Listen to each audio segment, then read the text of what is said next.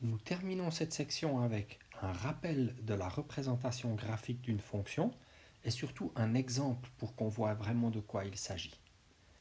Dans la définition 3.5, on définit la représentation graphique d'une fonction comme étant la représentation dans un système d'axes pour ses ensembles de départ grand X et d'arrivée grand Y de tous les points du graphe de la fonction f.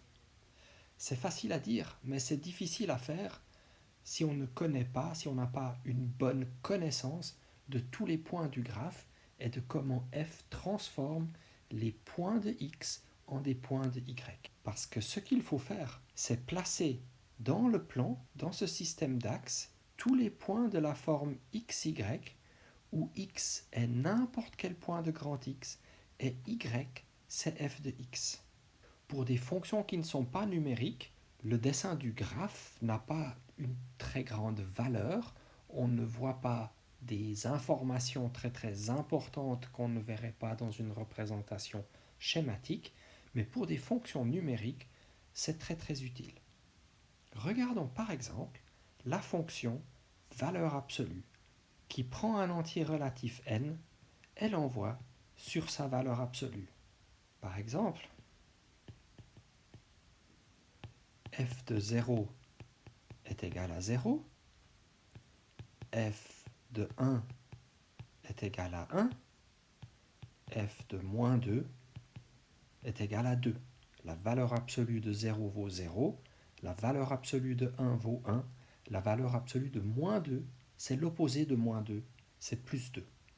Qu'est-ce que ça veut dire pour le graphe? Cela signifie que le point 0, 0 appartient au graphe de cette fonction valeur absolue, 1, 1 appartient aussi au graphe, et notre dernier exemple, c'est moins 2, 2. Le point d'abscisse moins 2 et d'ordonnée 2 appartient au graphe de cette fonction parce que 2, c'est l'image de moins 2 par cette fonction valeur absolue. Je vous ai déjà préparé ici un système d'axes comme avant. On observe ces deux axes perpendiculaires, l'axe des abscisses qui représente un point de z, l'axe des ordonnées qui représente un point de grand N. Et j'ai gradué ces axes pour indiquer tous les points de l'ensemble de départ, tous les entiers relatifs, et j'ai gradué tous les points de l'axe vertical pour indiquer ceux de l'ensemble d'arrivée, grand N. J'aurais pas dû mettre moins 1 ici. Plaçons dans ce système d'axes les points du graphe que j'ai calculé tout à l'heure.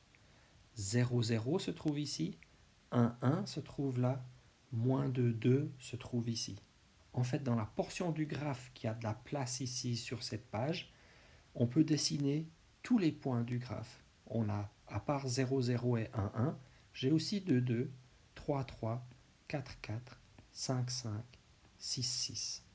Et puis de l'autre côté, avec des abscisses négatives, j'ai moins 1, 1, moins 2, 2, moins 3, 3, moins 4, 4, moins 5, 5. Et en rose, on voit donc le graphe de la fonction f qui est la valeur absolue. Peut-être pour ceux d'entre vous qui ont déjà étudié la valeur absolue, vous avez pensé à des droites, et c'est ici que c'est vraiment très important de bien regarder les ensembles de départ et les ensembles d'arrivée. C'est moi qui ai décidé d'étudier la fonction qui associe à un nombre entier relatif sa valeur absolue, et c'est pour ça que ce graphe est constitué de points espacés d'une unité sur l'axe des abscisses. Qu'est-ce qu'on peut observer sur cette fonction? On observe que f n'est pas injective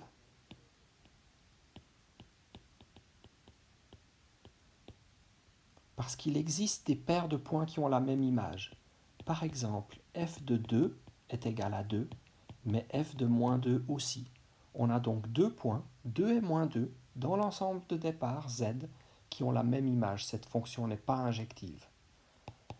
Elle est surjective, par contre, parce que j'ai décidé, encore une fois, d'étudier la fonction de z dans n, et n, c'est la valeur absolue de lui-même, qui est donc dans l'image de cette fonction.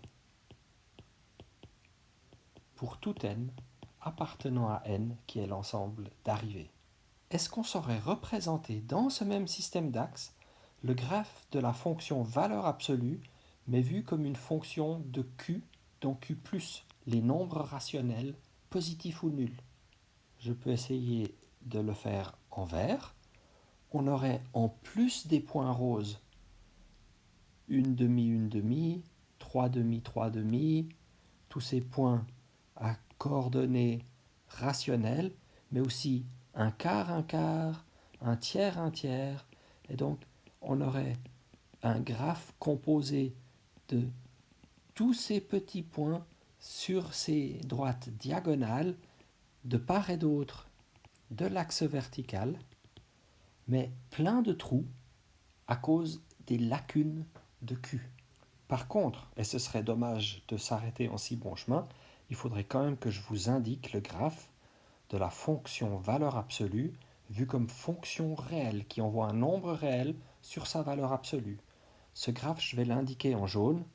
Je ne sais pas si je vais être très précis, mais ce serait cette demi-droite diagonale dans la partie à coordonnées positives et cette autre demi-droite diagonale de l'autre côté de l'axe des ordonnées qui contient tous les points roses et tous les petits points verts. Les observations qu'on a faites sur l'injectivité et la surjectivité de cette fonction valeur absolue, elles vont bien nous servir pour guider notre intuition lorsque dans la section suivante, on va étudier les critères d'injectivité et de surjectivité de manière graphique.